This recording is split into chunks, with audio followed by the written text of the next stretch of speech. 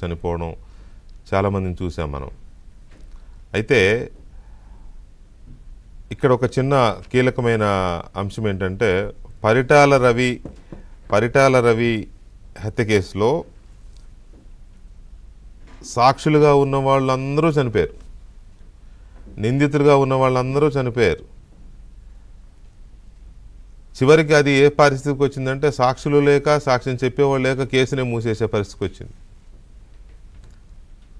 ఆ సాక్షుల్ని చంపిన వాళ్ళు కూడా చనిపోయారు. అది అందరికీ తెలిసిన అంశమే. సో ఆ తర్వాత జగన్మోహన్ రెడ్డి అక్రమాస్తుల కేసులో కూడా కొంతమంది కీలకమైన వ్యక్తులు రైలు పట్టాల మీద లేకపోతే ఇంకో రకంగా చనిపోయారనే కథలుగా మనం చెప్పుకున్న పరిస్థితులు చూసాం. ఏదో సిమెంట్ కంపెనీకి సంబంధించిన ఒక సీనియర్, ఒక పై స్థాయిలో ఉండే ఉద్యోగి అనుమానాస్పద స్థితిలో మరణించాడని, ఇంకో దగ్గర ఏదో బెయిల్ స్కామ్లో వాళ్ళకు సంబంధించిన బెయిల్ స్కామ్లోనే ఒక జడ్జి గారు సూసైడ్ చేసుకోవడం, ఇట్లా రకరకాల వ్యవహారాలు మనం చూసాం. సో ఈ సిచ్యువేషన్లో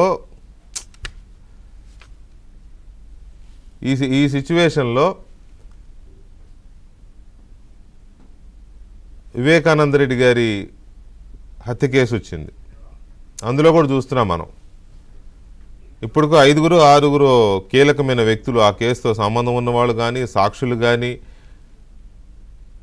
సిబిఐ విచారించిన వాళ్ళు కానీ, అనుమానాస్పద మృతులు ఎట్లా చచ్చిపోయారో ఏంటో సడన్గా శవాలైతే లేరు. ఇదంతా ఎందుకు చెప్పాల్సి వస్తుందంటే అత్యంత కీలకమైన అఖిలాండ కోటి బ్రహ్మాండ నాయకుడు, దేవదేవుడిగా మనం కొలుచుకునే వెంకటేశ్వర స్వామికి భక్తులు వేసే కానుకలు దొంగతనం చేశారనే కేసులో కూడా అత్యంత కీలకమైన వ్యక్తి, అసలు ఫస్ట్ ఈ దొంగతనం జరిగింది నేను చూశాను అని ఒక వ్యక్తి మీద ఫిర్యాదు చేసిన అధికారే ఇవాళ అనుమానాస్పద స్థితిలో చనిపోయాడు. అది చూసిన వాళ్ళు ఎవరు మాట్లాడుతున్నారు ఆత్మహత్య అని, అది చూసిన వాళ్ళు ఎవరు ఆత్మహత్య అని అనరు. It's a clear cold blooded murder అనే అనిపిస్తుంది అది చూచే. పైగా ఆయనేమి చిన్న ఉద్యోగి కాదు. ప్రస్తుతం ఆయన ఒక గుంతకల్లులో ఒక సర్కిల్ ఇన్స్పెక్టర్గా పనిచేస్తున్నాడు పోలీసు దీంట్లో, రైల్వే పోలీసులో. చూసాం మనం చాలామంది ఎస్ఐలో, కానిస్టేబుల్లో, సిఐలో, ఎవరో పోలీసులు కొంతమంది సూసైడ్ చేసుకోవడం చూసాం. ఎట్లా చూసాం? వాళ్ళ రివాల్వర్తోనో వాళ్ళ గన్తో వాళ్ళే సర్వీస్ రివాల్వర్తో కాల్చుకుని చనిపోవడం చూసాం. కానీ ఇది రైలు పట్టాల పక్కన పడి ఉంది మృతదేహం. చాలా దారుణంగా రాళ్లతో కొట్టి చంపినట్టుగా, రాయితో మోది చంపినట్టుగా కనపడుతుంది. తల గాయమై, మొహం గాయమై. ఇది ఎందుకు జరిగింది అని అంటే ఈ కేసు ఒక దశకు వస్తుంది. పరకామణి కేసు చాలా కీలకమైన కేసు, కోట్లాది రూపాయలు కొట్టేసిన కేసు.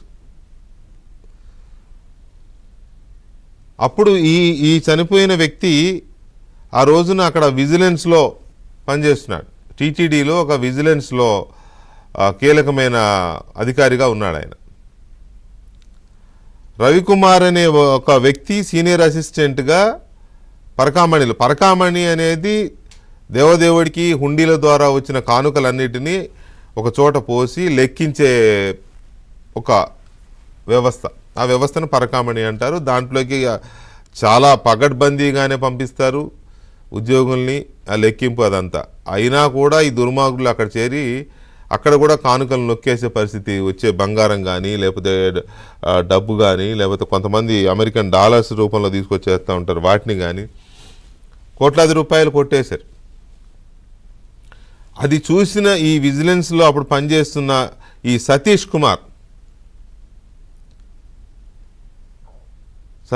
అప్పుడు ఫిర్యాదు చేశాడు ఉన్నతాధికారులకి. ఆ తర్వాత ఎవరి మీద అయితే ఫిర్యాదు చేశాడో రవికుమార్ అనే వ్యక్తి మీద, ఆ వ్యక్తి కూటమి ప్రభుత్వం వచ్చిన తర్వాత ఇక తన బతుకు బయటపడిపోతుందని తను కొట్టేసిన సొమ్మంతా కూడా కానుకల రూపంలో ఇచ్చేస్తానని చెప్పడంతో వీడి దగ్గర ఎన్ని డబ్బులు ఉన్నాయని వీళ్ళు కలిసి ఇక అప్పుడున్న టీటీడీ బోర్డు పెద్దలు వైవి సుబ్బారెడ్డి గారి పేరు చెప్తున్నారు, లేకపోతే కరుణాకర్ రెడ్డి పేరు చెప్తున్నారు. మొత్తం మీద స్పెషల్ పర్మిషన్లు ఇచ్చేసి అతని దగ్గర 14 కోట్లు కానుకలు ఇప్పించారని, ఇంకా చాలా ఉన్నాయి, అవన్నీ వాళ్ళు నొక్కేశారనేది ఆరోపణ. సో మొత్తం మీద ఈ కేసులో గుంతకల్లో సిఐగా పనిచేస్తున్న సతీష్ కుమార్ సాక్ష్యం చెప్పడానికి ఇక్కడికి వస్తున్నాడు. ఆయన తిరుపతికి వస్తున్నాడు. ఇవాళ సాక్ష్యం రికార్డ్ చేసేది ఉంది ఇవాళ. అంతే, తెల్లారేసరికి శవమై తేలాడు ఆయన రైలు పట్టాల పక్కన. దీన్ని మనం ఎలా చూడాలి? అక్కడ శవమై తేలగానే ఇక్కడ వైసీపీ సోషల్ మీడియా తగులుకుంది. ఏమని?